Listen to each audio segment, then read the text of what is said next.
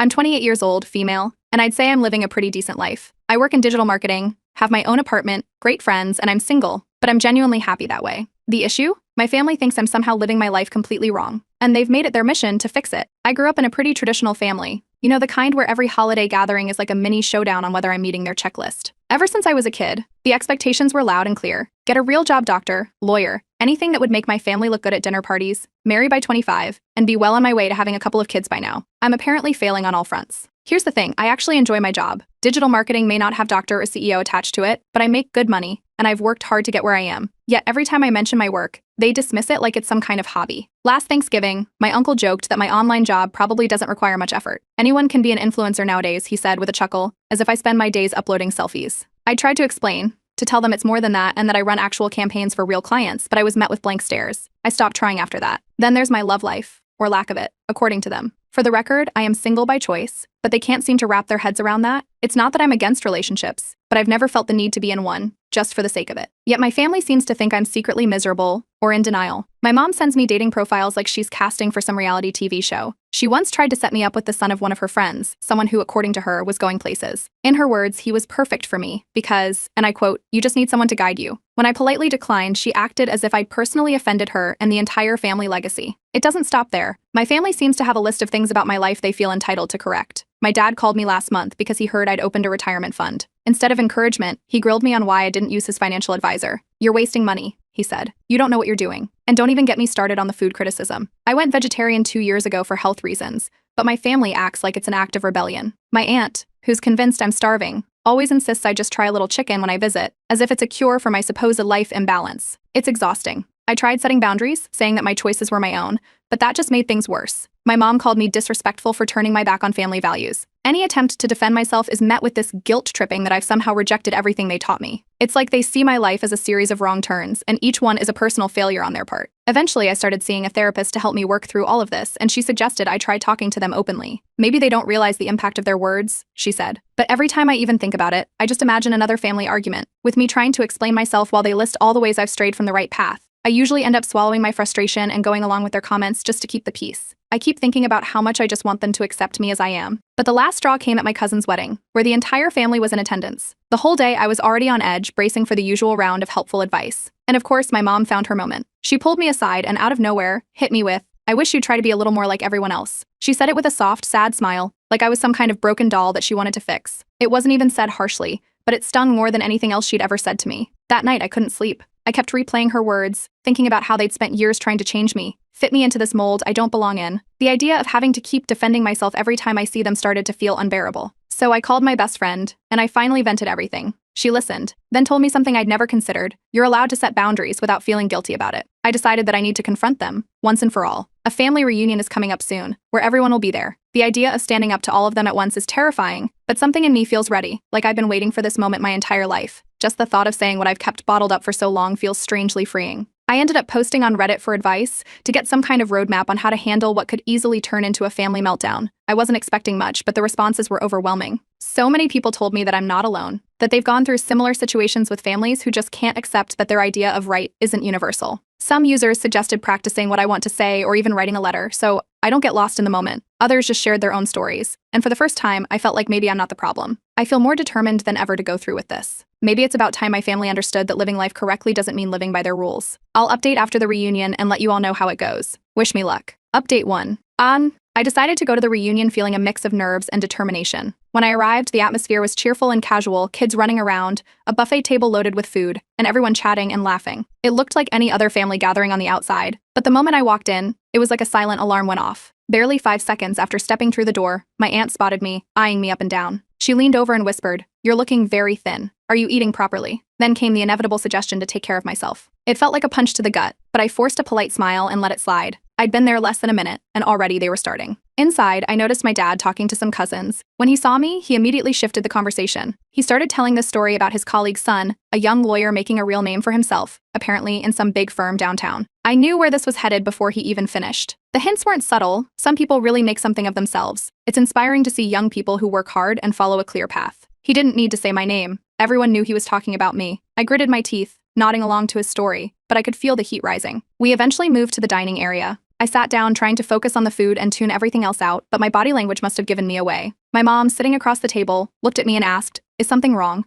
Her tone was casual, but the room got quieter. It was the perfect opening, and I decided to take it. I took a deep breath and said, "Honestly, I've been feeling hurt by how much everyone seems to think my life needs fixing." The words hung in the air as everyone stopped what they were doing. I went on, explaining how all the comments and suggestions about my job, my relationship status, and even my diet made me feel like I was constantly falling short of some family standard. My mom's reaction was immediate. She looked genuinely taken aback. "We only want what's best for you," she replied, almost defensively. She started explaining that they only push because they care so much and want me to be secure and happy. Her words made it clear. In their minds, happiness could only mean one thing: living up to their expectations. I shook my head, trying to stay calm. "But your best isn't what I want for myself. I have different goals, and I'm happy with them." I said it as evenly as I could, but the frustration must have slipped out because the room grew tense. You could see the discomfort on some of their faces, shifting in their seats, trying to process what I was saying. Then, out of nowhere, my brother spoke up. "Actually, I get where she's coming from. That was the last thing I expected." He nodded, looking right at me. "She's an adult, and she should be able to live her life without feeling like she's disappointing everyone." His words hung in the air, giving me a moment of relief. It was the first time anyone in the family had openly backed me up, and the validation felt like a lifeline. My mom looked over at him, almost as if she couldn't believe what she was hearing. Then she turned back to me, and her expression changed. She started tearing up, her voice softer but carrying that familiar edge of guilt. "After everything we've done for you, it just feels unappreciated." Her words were heavy, layered with years of expectations and sacrifices, real or imagined. I felt a pang of guilt rise up, but I reminded myself why I decided to speak up in the first place. Trying to keep things as calm as possible, I looked around the room and said, "I'm not saying I don't appreciate everything. I just need you all to understand that I have to make my own choices, even if they're different from what you imagined for me." The room was silent. Nobody seemed to know how to react, and for once I was okay with that. This wasn't about them agreeing, it was about finally being heard. After a few moments, I decided it was time to wrap things up before it spiraled. I'd said what I needed to say. Standing up, I thanked everyone for listening, feeling the weight of the room's tension settle around me. Without waiting for a response, I excused myself and walked out, leaving my family sitting there, a mix of shock and discomfort on their faces. It wasn't the perfect resolution, but it was a start. Update 2. Right after the family reunion, the messages started coming in. My phone buzzed with texts from almost everyone. Some wanted to check in, others seemed desperate to talk things out. It was like I dropped a bomb, and now everyone was scrambling to deal with the fallout. My mom had already sent 3 texts within an hour, but I left them unopened, needing space after everything that happened. Then, my dad called. He started by saying my mom meant no harm, that she only wanted the best for me. "You know your mother, she's old-fashioned," he added, as if that somehow justified everything. I told him it wasn't just about her meaning well. "My feelings are still valid, Dad," I said.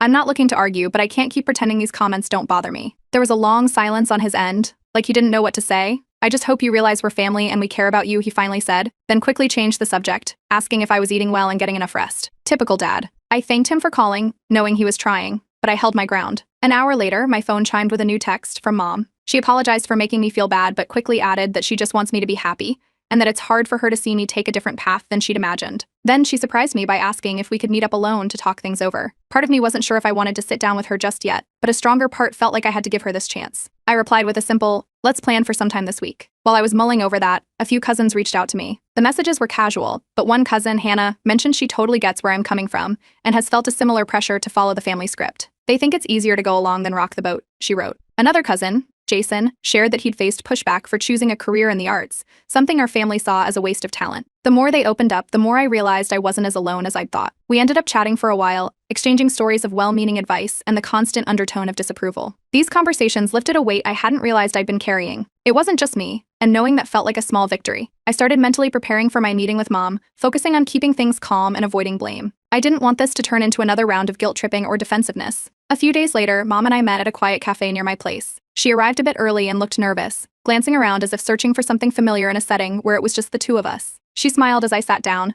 but there was an obvious tension in her eyes. We exchanged a few pleasantries before I decided to cut to the chase. I told her I appreciated her coming, but I needed her to really hear me out this time. She nodded, looking down at her hands clasped around her coffee mug.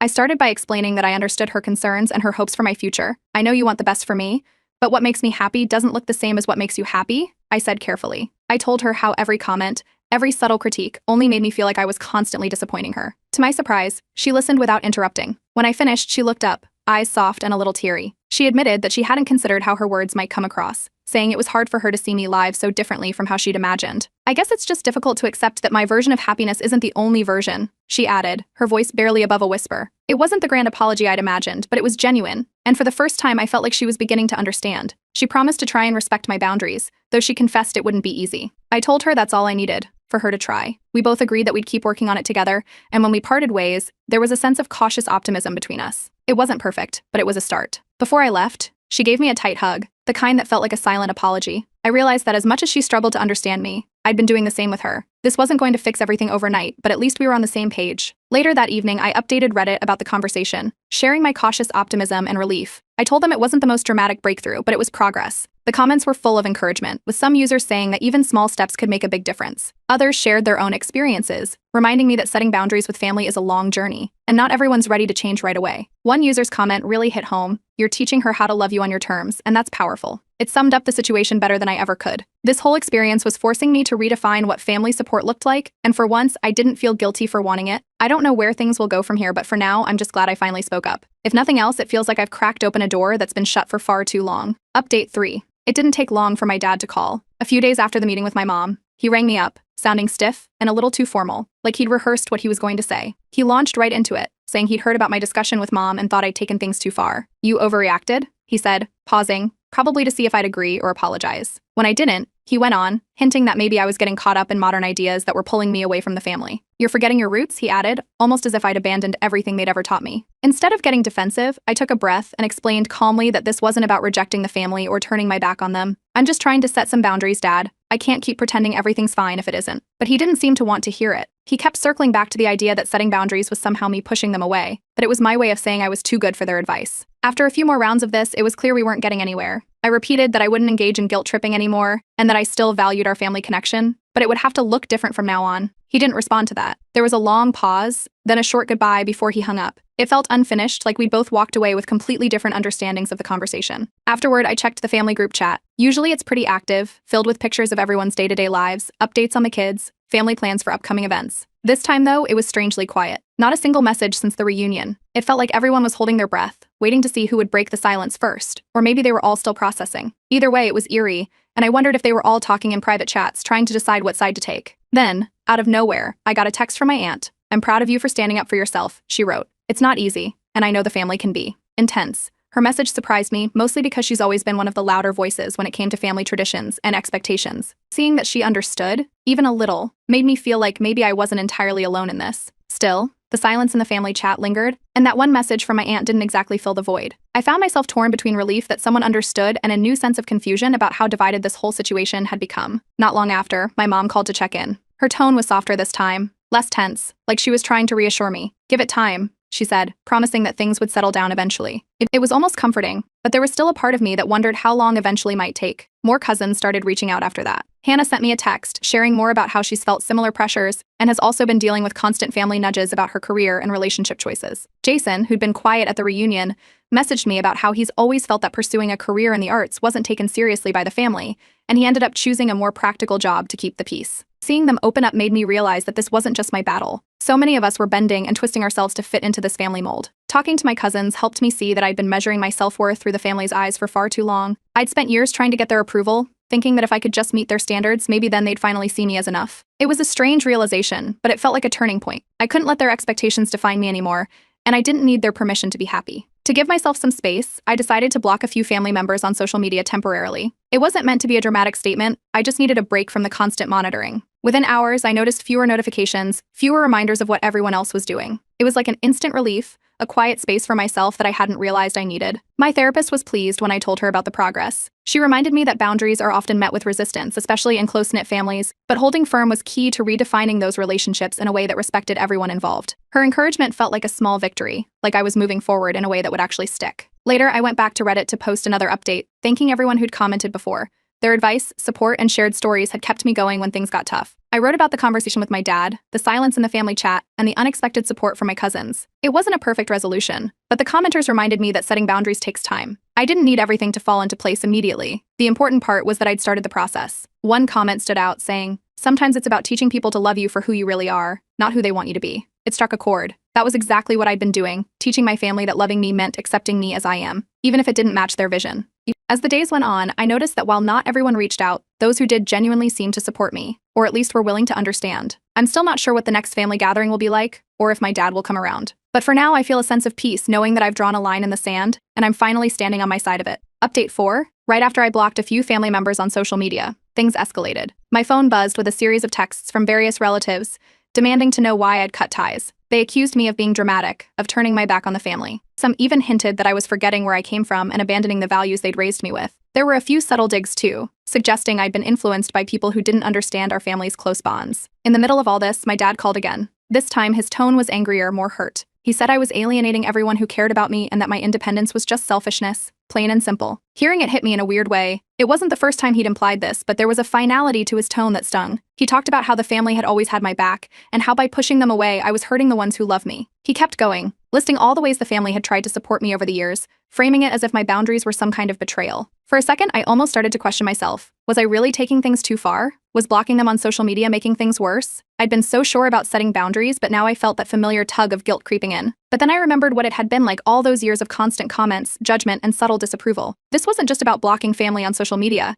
It was about claiming a piece of peace for myself. Just as I was wrestling with these thoughts, my cousins started reaching out. Some of them had seen the angry posts flying around in the family group chat and knew what was going on. Their messages were a breath of fresh air. They told me they respected my choice to set boundaries and encouraged me to keep putting myself first. My cousin Hannah sent a particularly thoughtful text, saying, "You're not alone in this. We all get pressured, even if we don't always say it out loud." Her words lifted some of the doubt I'd been feeling. This wasn't just about me, I was standing up for everyone who felt this kind of family pressure. Later that day, I called my best friend, who'd been my go-to support throughout this whole saga. I told her about everything, Dad's accusations, the guilt, the silence in the family chat, and the cousins who had backed me up. She reminded me that boundaries are meant to protect me, even if they make others uncomfortable. It wasn't about making my family happy, it was about allowing myself to live without their constant shadow. Her perspective helped ground me, and for the first time, I felt a new kind of certainty. I didn't need anyone's permission to make choices for my own life. Out of the blue, my mom called me with a different tone. She sounded softer, almost hesitant. She apologized, not with the usual "I'm sorry, but" that I'd gotten used to, but with a quiet sincerity. She said she realized she might have come across as controlling, and seeing me pull away had made her rethink how she'd been acting. She admitted that maybe her and the family's attempts to guide me had turned into pressure without her meaning it to. The relief was almost tangible, but I kept a little guarded. Apologies in my family have often led to guilt trips later on, so I told her I'd keep some distance until I felt safe enough to share my life without judgment. She agreed, promising to respect my boundaries. It was a strange moment, like seeing a glimpse of hope that things might actually change. Of course, as if on cue, some other family members decided to double down. My aunt posted on Facebook about the importance of family loyalty and how some people forget where they come from. It was a clear dig at me, but instead of feeling the usual pang of hurt or anger, I just let it go. I'd come too far to get dragged into that drama, and I knew engaging would only fuel the fire. I stayed quiet, focusing instead on keeping my peace intact. At my next therapy session, I shared everything that had happened. My therapist was thrilled, not because my family was pushing back, but because I hadn't let their guilt tripping pull me back in. She reminded me that it's normal for people to resist when someone starts setting boundaries, especially in close families like mine. She praised me for staying firm and encouraged me to celebrate this progress, even if it felt small. So that's exactly what I did. I booked a solo weekend trip to unwind, a little celebration just for me. For the first time, I didn't feel the need to check in with anyone about it, didn't wonder what they'd think. It was liberating, being able to enjoy something entirely for myself without seeking anyone's approval. A few days later, my cousins added me to a secret family group chat they'd made without the older generation. In there, it was a whole different vibe. People were sharing stories, offering support, and even joking about the family pressures we'd all faced. Knowing that I wasn't alone in this made everything feel lighter. We all laughed about how every family gathering felt like a performance, with everyone trying to fit into these boxes created generations ago. And then, in a twist I didn't see coming, my dad emailed me. He'd never been the one to put things in writing, so I knew this wasn't just a casual message. He didn't apologize outright, but he admitted he might have been harsh. He told me he loved me, that he'd try to understand where I was coming from, even if he didn't fully agree. It was a step, and after everything, I'll take it. I updated Reddit once again, sharing this cautiously optimistic news. The response was overwhelming. People cheered me on for navigating this mess with maturity, for putting myself first, even when it was hard. "You're teaching them that boundaries don't mean a lack of love," one commenter said, and it hit me just right. This was about showing them that family support didn't have to come with strings attached. I don't know what the future holds, but for now, I'm holding on to this new sense of peace. I finally learned that it's okay to protect my happiness, and I don't have to explain myself to anyone. Update 5. A few months passed, and things with my family settled into a quiet rhythm. The group chat was still a mix of updates and family photos, with the usual people chiming in here and there. Then one afternoon, my mom called, saying they were planning a family gathering and everyone missed me. She assured me no one would bring up my personal life or push any buttons. For a moment, I was hesitant, but thinking back on how she'd respected my boundaries recently, I decided to consider it. I brought it up with my therapist, who suggested I set a mental boundary for myself just in case things turned tense. With that, I decided I'd go but promised myself I'd leave if things got uncomfortable. I was ready to put my boundaries to the test, even if it meant walking away. When I arrived at the gathering, the atmosphere was surprisingly warm. A few family members greeted me with smiles and hugs, and everything felt easy, like we'd all silently agreed to keep things peaceful. The buffet table was packed with food, people were laughing, and kids were running around the backyard. It actually felt like a genuine welcome. At first, everyone avoided the usual sensitive topics. Conversations were light, focusing on work, travel, and harmless family stories. But then, my cousin made a playful comment, asking if I was still too good for dating. His tone was more joking than anything else, and I could tell he didn't mean it maliciously. I gave a little laugh and steered the conversation in another direction. I glanced over at my mom, who was watching. She subtly gave him a look, as if to say, "Not today." I hadn't expected that, but it made me feel like for once she was on my side. Then my dad approached, asking how work was going, but for the first time, it didn't feel like an interrogation. He asked a few questions about my recent projects and actually seemed interested in the answers, without any underlying judgment. It was a little awkward, but I could see he was making an effort, and I appreciated that he didn't turn it into a lecture or comparison. For a change, it was just a conversation. As the evening went on, I noticed the small ways they were all trying to adapt to this new dynamic. There were moments when they looked like they wanted to ask more or dive into personal topics, but they held back. It wasn't perfect, and I could tell it took some effort on their part, but they were trying. And standing there watching them make these small changes, I felt a surge of pride that I'd finally held my ground. They were adjusting, and it was happening because I hadn't backed down. But of course, not everyone was on board. At one point, my aunt, who'd always been vocal about how things were in her day, made a comment about how independence and self-focus are modern issues. She went on about how things were simpler back then, and how family values kept people grounded. I felt the familiar urge to respond, to remind her that her way wasn't the only way. But I bit my tongue, nodded politely, and excused myself to get some air. Outside, I took a deep breath, feeling a surprising sense of calm. This was the first time I hadn't felt a pang of hurt or defensiveness after hearing one of their comments. It was like her opinion no longer held the weight it used to. I'd done the work to get here, and now it felt like their opinions were just that, opinions, not verdicts on my worth. My mom joined me outside, gently putting her arm around me. She thanked me for coming and told me how much it meant to everyone that I was there. We started talking about my life in a way that felt light, almost friendly. She asked about my goals, my plans, without the usual tone of judgment. And then she asked, almost cautiously, if there was anything she could do to support me. It caught me off guard, but I could see she meant it. I told her that respecting my boundaries was more than enough support. She nodded, saying it was hard for her, but she'd realized my happiness might look different from what she'd always pictured. Hearing her say that brought tears to both our eyes. This was a real breakthrough, and for the first time I felt like she was finally seeing me for who I was, not who she wanted me to be. When we went back inside, I felt lighter, like I'd finally carved out a place for myself in the family without compromising who I was. As the evening wound down, my dad approached me again, pulling me aside. He looked a little uncomfortable, shifting his weight before he managed to say he was proud of me. It wasn't a grand gesture, but I knew it was a big step for him. I gave him a hug, feeling the weight of years of tension start to lift. Driving home, I couldn't help but think about how far things had come. Sure, my family might never fully agree with my choices, and there would likely be more comments, more times I'd need to draw the line. But they were trying, and for now, that was enough. Back home, I posted my final update on Reddit, sharing everything that had happened. I told them about the family's awkward attempts to respect my boundaries, my dad's small step toward acceptance, and the breakthrough conversation with my mom. The comments poured in with words of encouragement and congratulations. One commenter wrote, "Sometimes teaching people to love you is about showing them who you really are." It hit me that I'd finally done that. For the first time, I felt hopeful about my family relationships. I knew this journey wasn't over, but I was proud of how far I'd come. This wasn't about winning them over. It was about making room for my happiness on my terms.